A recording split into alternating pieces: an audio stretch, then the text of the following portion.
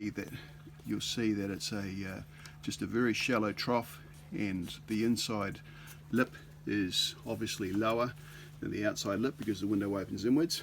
So what we need to do is to drill a couple of holes up through here and here on a slightly upward angle so that we come into that trough, and if we're accurate we'll get the center of the drill to about the surface of the bottom of the trough, so that the hole will be half down into the trough and half up above it. So to start with, we want to measure what the depth of that trough is. It's the simplest way of doing it, and we are at 12 mil. And so then we want to add 5 mil to that, so we want to bring that up to 17 mil there. And so then on the outside now, that's where we want to start our hole, so that we've got a 5 mil incline as we go drill up into that trough. Okay, so we'll put a little pencil mark there. Do another one down this end. Just keeping it level. Out there. And then we want to come from this corner here, come in 3 centimeters. So if we come 3 centimeters, that's where we want the hole, and that's the center of it. Do the same this way, 3 centimeters. A little bit closer with that one.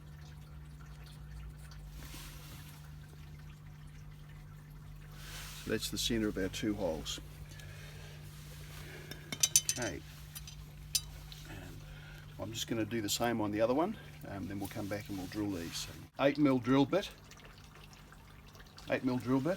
So the first thing we want to do is to make sure we're not going to over drill. So if you come right into the trough here, so I want to see where we want to be able to go just to the back end of that trough, which is about where my finger is now. And so the easiest way to mark that on the drill is to get a bit of tape and just wrap some tape around it.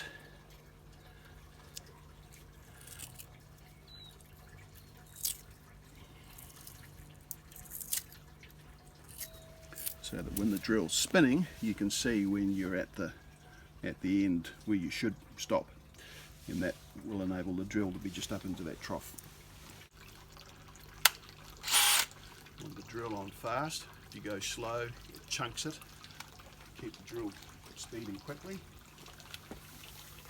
And here we want to be on a slight, center the drill there. I'll just get it started. We want to be on a slight upwards angle so that you come up into that trough.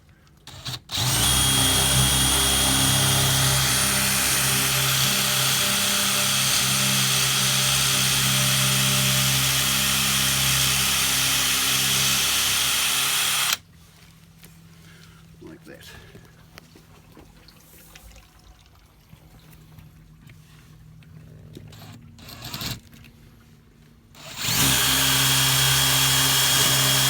Just go slowly, don't have to put a lot of pressure on, take your time,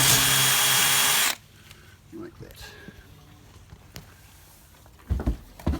Okay, 2 more things. So now we want to tidy up this jagged edge in there. I've got just a small chisel, curved chisel, just to go in and take that burr off, because we want any water to have a free access to that hole, and I found this is the best tool to do that. I just get in there and blow it. Hard blow. So,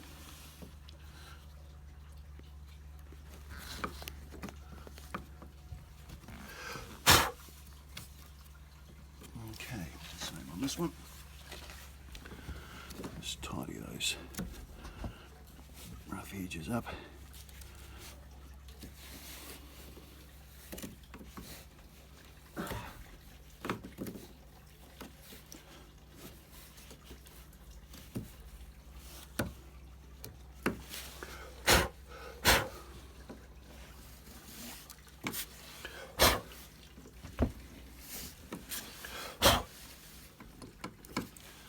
Okay, that's that one. One more thing I like to do to keep it neat and tidy. So I've just got a, I don't know what you call this tool, countersinker, or it just helps to tidy up this outer edge here.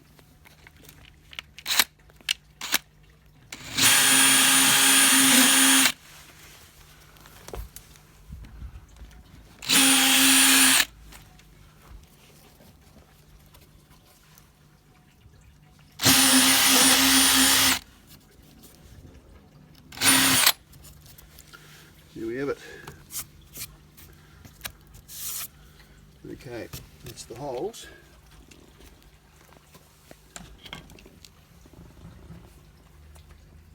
So that one there, we could do, I don't know, it's going to be just under $4.95.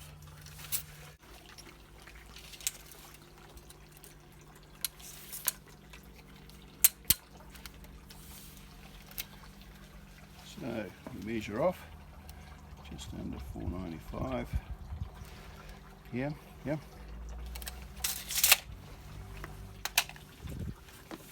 I need to find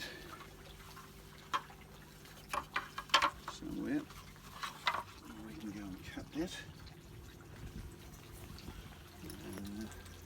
And I choose to use a hacksaw because it's a really fine tooth. I found that if you used a wood saw, it's too aggressive. It chips it off, and you don't end up with a clean finish.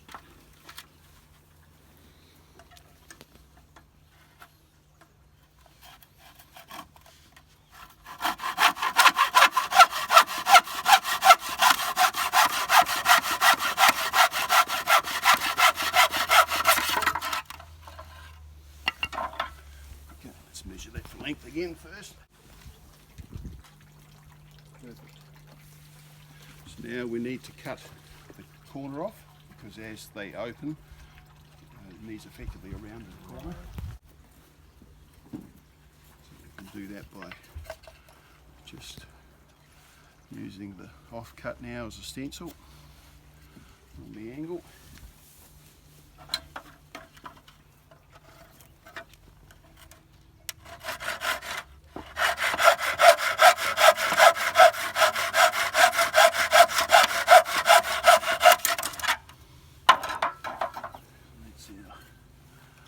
Cut that on number one.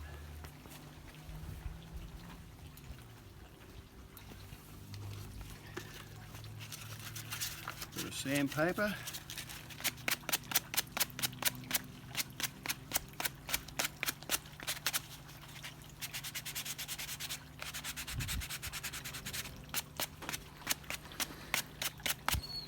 Keep it all nice and neat.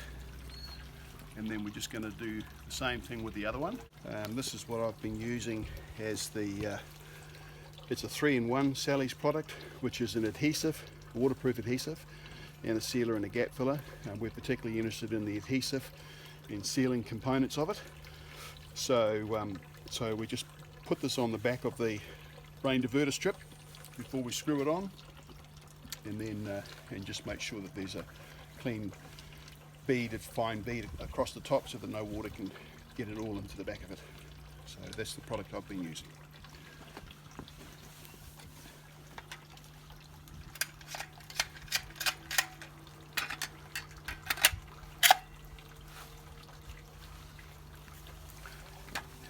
These screws on the narrow windows, you'll only need 3 screws because you've cut it down. On the wider windows you'll need 4.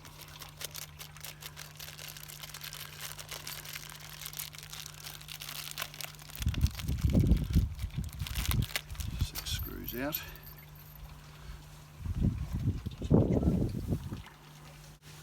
What I have noticed is there's no countersink on these, so just give it a quick countersink.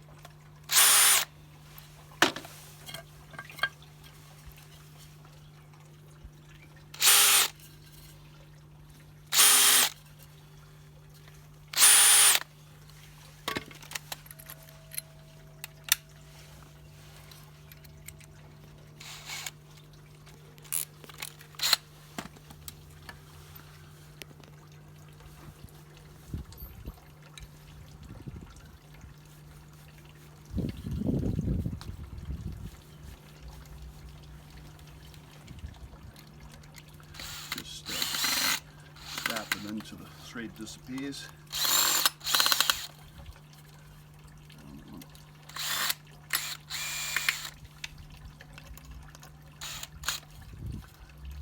Nothing showing. Then we get our glue.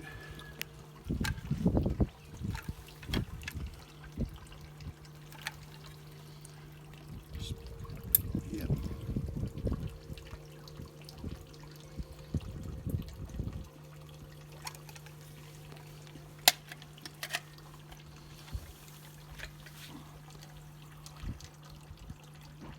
Finger.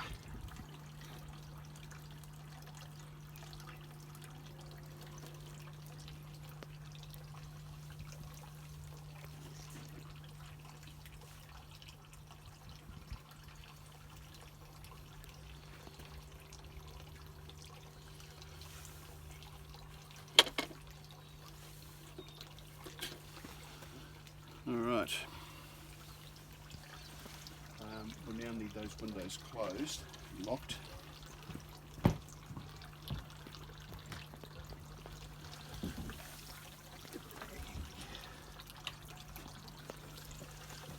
At the bottom particularly. That's it. And so we just want to be sitting up clear of this lip here. So you really just need to be a couple of mils down from this lip here.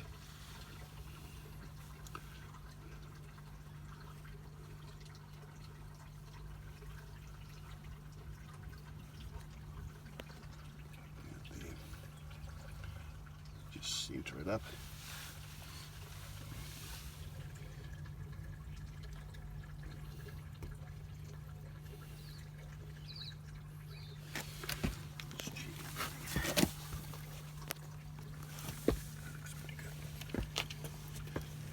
I found it best to put one end in first.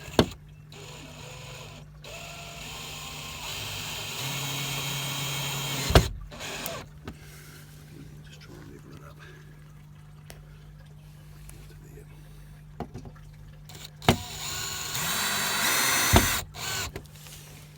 Yep.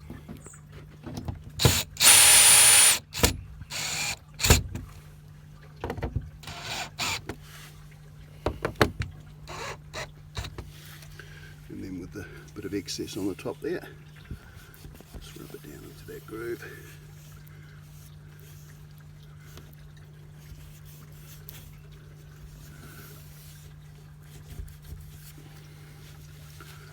Ready to finish off.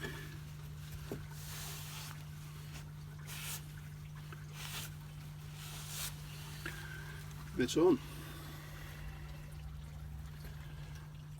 You open the window now, just make sure that that opens.